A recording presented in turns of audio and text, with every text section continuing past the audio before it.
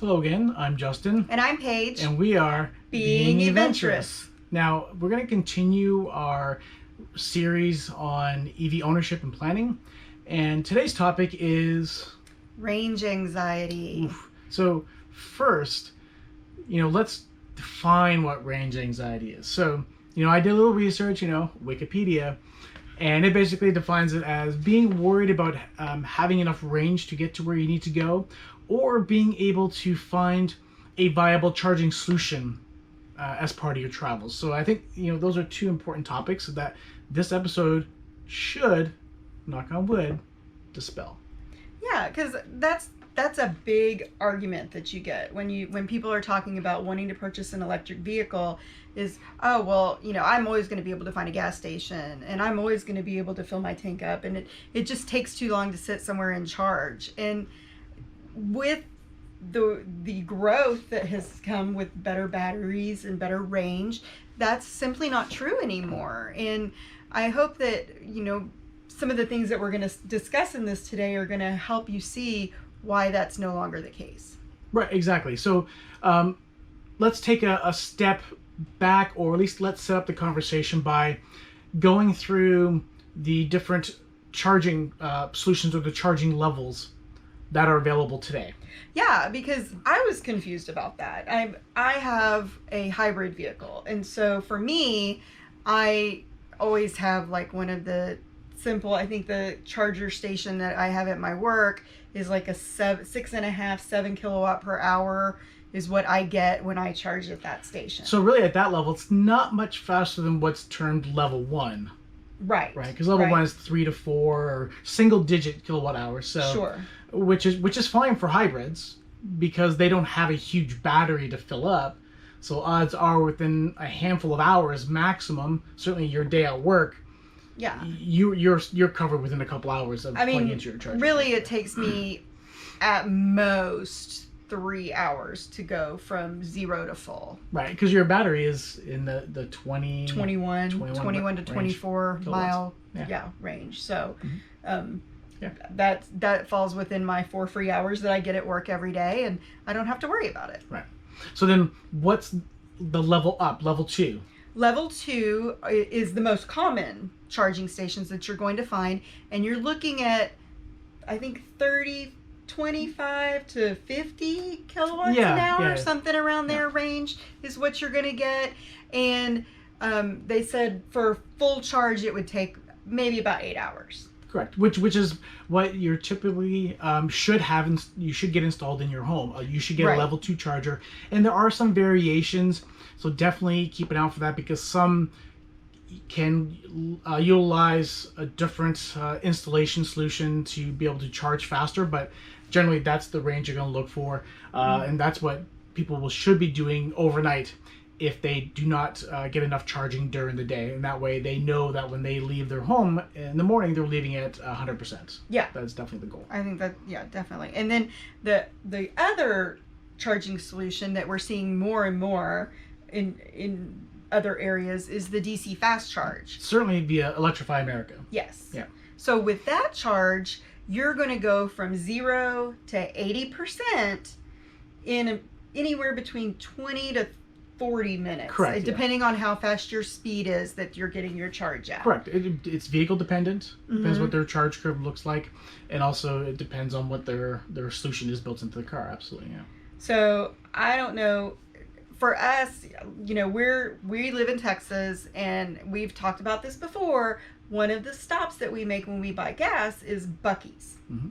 And Buc-ee's, you're going to be in there for a while. So if you're planning your trip and this is where I'm going to stop for gas, and you're normally making a 30 to 40 minute stop for gas, this is no different. You're going to stop 30 to 40 minutes and charge your car.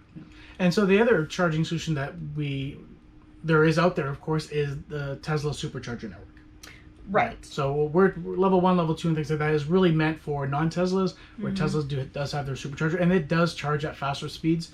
But it is worth noting that there was the announcement recently that they, in theory, will be opening up the supercharger network to non-Tesla vehicles. So that adds those options into the equation.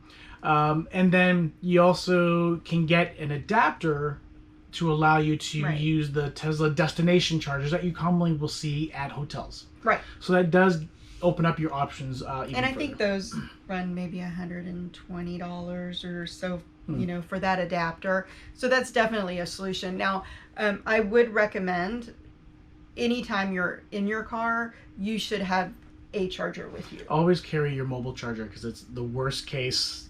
I can find a normal 110, 120 outlet to plug into. Yes, it won't be fast, but it's worst case. So it gives you that added flexibility. Yeah. So now that we got the charging levels defined, let's kind of jump in to how do we alleviate range anxiety. So what was Right. kind of your first step? So for me, I wanted to see what is my day, my week, my travel look like. So let's start with the date. Yeah. The daily, sorry. Okay. So we're very fortunate here because Justin works from home, so he doesn't really drive. I mean, there's some days he doesn't leave the house, but most of the time he tries to at least get out and go get drinks or something like that, so it breaks the monotony. 10 miles a day. If that. Yeah. And I work within 4 miles, I guess, from the house, and so that's 8 miles round trip, so I'm not really going to be using that charge. If we go have dinner or we go to the movie or we want to go shopping anywhere in our local area, it's about a 5-mile radius all through town. So from a daily perspective, our charging is solved by either Paige's local charging while she's at work, or if we feel we need to charge during the night. Right. Those are what we need. Yeah. Okay, so daily we're covered for the weekdays. Let's tackle the next one, would be the weekends. So the weekends. So we took a look at where we normally go. Because we are creatures of habit. Yeah. I think most of us are. Yeah, we get familiar fair. with, we like the same places. If we want to go to Sam's Club, if we want to go to Costco, if we want to, so all of these places are within, I'd say, round trip, 200 miles. Yeah. So if we're going to go get there and do things within that town and then come back, we know we will be within 200 miles. So if we leave the house on a full charge, we will have no range anxiety. And that will always be the plan, making sure on a Friday night that we're plugged in to top it off, to make sure that regardless what we choose to do on a Saturday morning, we're starting off with a full charge. And that gives us the maximum flexibility. And because, the other way to look at it is by giving yourself that maximum flexibility, even if you decide to do something spontaneous while you're out, then at least you're giving yourself so many options from there, because as Paige will talk to later in this episode, that's where we'll go into the apps and the network and knowing what's available to you to ensure that while you are out on your typical weekends, you do have the option to be spontaneous if you choose. Sure. So, and then the next thing we looked at was maybe some of the longer trips that we go on. We've mentioned before that we go down to Austin. Yep. We like to go to Canton from time to time when it's not, 110 degrees or raining. But right. So basically, destinations that are out of the range without charging. Right. And so, and in fact, when I looked into Canton, it is within that charging range. So I had to actually set my start charge lower so that it would force me to charge somewhere within the route, so that I would make sure that there wasn't that range anxiety if we did decide to do something else when we got there, because Canton is not really a large town and they didn't really have a lot of chargers in the area. So, but again, we're looking at these things that we normally do and how it's going to affect our life moving forward with an EV. Yeah, and to Paige's point, understanding what charging solutions are available at that destination, right, or on the way to that destination, like we previously did with our Austin trip. Now what we would do potentially with something like Canton, or if we were going to go to another auto show, whether it be the past one in Chicago or the future one in Denver, it would be the same sort of process. Yeah. Which leads to the tools, the longer trips and the tools that we would be using in order to accomplish them from an EV perspective. Yeah. And so the one that I've kind of really been playing with and looking into is the one called a Better Route Planner. Which seems very popular within the EV community. Yeah. And rightfully so. Yeah, and so what I've done with that is you can key in the type of car that you have and what your starting percentage is going to be, and it will tell you all your different stops that you need to make along your route and how much time you're going to spend at each of those, how much it's going to cost when you get done there. And I mean, we, as a sample for that, we did a trip to go see our in-laws, my in-laws in Canada. And before we could drive that trip from California in 24 hours. But now we're in Texas now. So I think now we decided, going through the Better Route Planner, it was about 45? I think 46 to 48, depending on where we start. Okay. So, you're looking at that many hours compared to, I think, 36 drive time. Correct. So you're adding about 10 hours. Right. So you're basically adding about 30. Charging is essentially adding 30% travel time, give or take. But in keeping with that 30%, we also compared what we would have paid using gas. From a cost perspective, yeah. Yeah, and we were very generous in the amount per gallon. Yeah, well, because one, we typically, not typically, we always travel in my Focus RS, which is not the most fuel efficient, even on the highway. Plus, it needs the premium fuel, so it needs 91 or above octane, which is even more costly. So the rough estimate that route planning software guesstimated was about 30%, right? It was about 200 to 2. It was 205 EV and about 268, I think it was, for fuel. And I don't think we even keyed in the higher price of the fuel, so it would be more expensive. So the fuel savings is definitely will err in our favor by going EV. But I think that really, alleviated that range anxiety for us. Just to see it on paper, like, it really isn't a problem for that distance, right? From here in Texas to northern British Columbia. Fantastic, right? Right. Yeah. So that was a nice surprise. Yeah. And then, so again, some of the other apps that we've looked into are, a lot of the charging networks have their own apps. So you can look at ChargePoint. Mm-hmm. You can do EVGo. Yep. I think Next Charge is another one. Mm-hmm. ChargePoint's what I have at my work. Oh, there you go. Yeah. Yep. Then I don't even know. Well, what else. I think they will. Well, once you use the route planning software and know where you're going to go, it's also going to identify other networks that you could potentially download the native app for. So at the very least, you have an account set up, and that way it's linked to your payment method, mm-hmm. which comes in very handy. And some of them, like Electrify America, you potentially would have subscription options.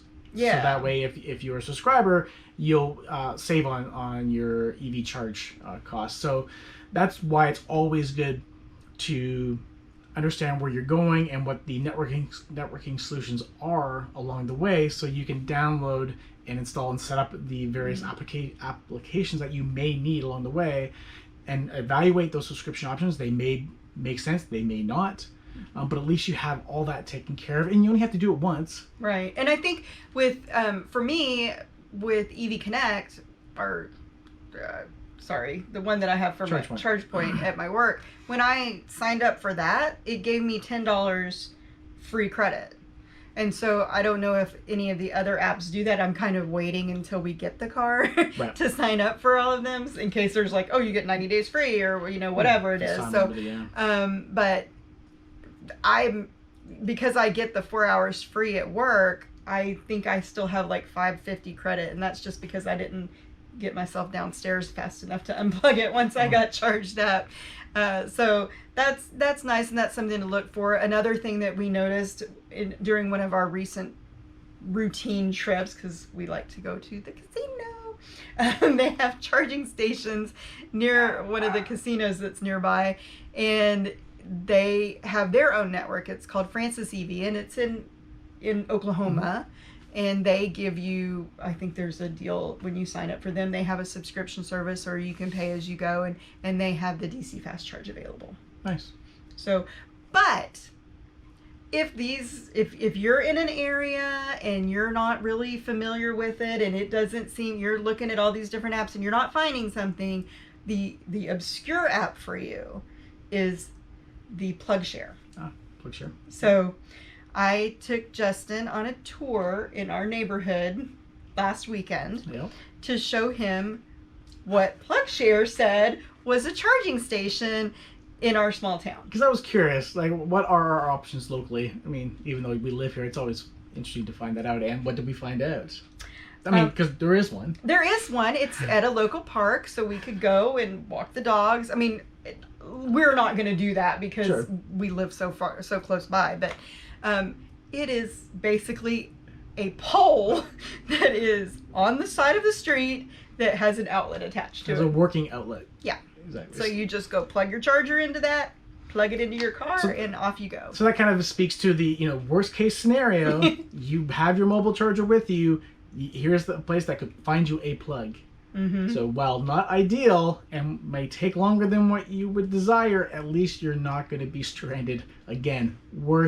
Absolutely worst case scenario. So I thought that was awesome that there is that app that could just pull your butt out of the fire if needed. So I mean, they would have, here's a parking garage and there's a wall outlet that you can use. Hey, so it's power. You need power. There you go. Works for me. Yep, there you go. Now, what I would like to say is, if there's apps right now that you're using that we didn't mention, that you say, you've got it, a better app planner isn't the best app out there, please comment and let us know which one that we should be using. We'd love to know. It's all about expanding the knowledge base, and we're all about that. So then, how would you sum up the whole range anxiety? I mean, for me, I would sum it up in 3 words: preparation, preparation, preparation. Yeah. And not the H kind, right? It's. I mean, you've got to me, you've got a plan. Right, and you don't have to plan every time. It's all about that first time. Mm-hmm. To build your confidence that you're not going to run into issues. Because you really have to think about is there wind? Is it hotter than normal? Because all of these things are going to factor into how fast you're able to charge, and how long your charge is going to last. I know some of the videos that we've watched, people are like going up a hill, and when they're going up a hill, their range goes down, down, down, and then when they go down the hill, they get all of it back and some, because they've kind of regenerated that all the way down the mountain. So I think these are all things that you have to take into consideration, but it doesn't hurt if it says you need to stop at this place and charge for 15 minutes until you get to 60%. Why not stay and charge, for 30 minutes to 80%? And that way that you just spend a little bit of extra time, but you have that extra buffer in case something terrible happens on the way. Yeah, or to that point, right, if you're already going to be stopping because you need to use the restroom or you need to get a drink, if you're aware of where your charging solutions are in that area, then I would say leverage those, maybe use those to get your drink or to use the restroom. And because that's what we do when we stop for gas is, we use the local facilities as best as possible so that we're kind of, killing 2 birds with 1 stone type of thing. We can adopt that from an EV perspective and do the same thing to give you a little bit extra flexibility while you're traveling. The other thing you're going to want to do is learn the battery character, or even more importantly, the charging characteristics of your battery. As you noticed, a lot of vehicles, they have different charging characteristics. So some are more beneficial to not charge to the 80% because the charging speed goes down, for example, right? You see people, it is a curve, and charge hopping, so to speak. Whereas some are okay to go past the 80% because they don't slow down as much as, say, for example, we've seen in the Mach-E, right? So you have to take all those into consideration when you're planning your charging. But at least knowing that's half the battle. And then I think for me is, it really opened the eyes of, there's probably not too many places that are unreachable via EV, just because of the sheer plethora of potential charging solutions. And I mean, most of those DC fast chargers are off major highways, so you're going to get the most bang for your buck if you're taking major highways. It's more of those small town America, you know, little podunk areas that are not too far from where we live, Yep. that you might not find solutions like that, and that's when planning really comes into play. Right, but otherwise you should be fine. And then over time, the charging solution numbers are only going to go up. Once Tesla opens up supercharger network, that only opens it up. So really, what will ultimately end up probably being the challenge is if EV becomes so popular and the charging solutions aren't keeping up, and now you're like, well, I get to a charging solution and there's not a free spot. Yeah. Right. So I think ultimately that will be what slows it down. It won't be the choices. Right. So I hope so. I mean, I hope that's the problem that we have someday. Right. You know, because Yep. we're very much looking forward to this, and we want everybody else to be as excited about EV as we are, and hopefully this helped you make up your mind. Yeah. Hey, it all helps. Yeah. Well, I think that's it. You're good? Yeah. As again, thank you so much for being adventurous with us. We hope you enjoyed it. Yeah, click like if you like, subscribe, tell all your friends, click notifications, all that kind of cool stuff. Take care. And stay safe. Bye. Bye.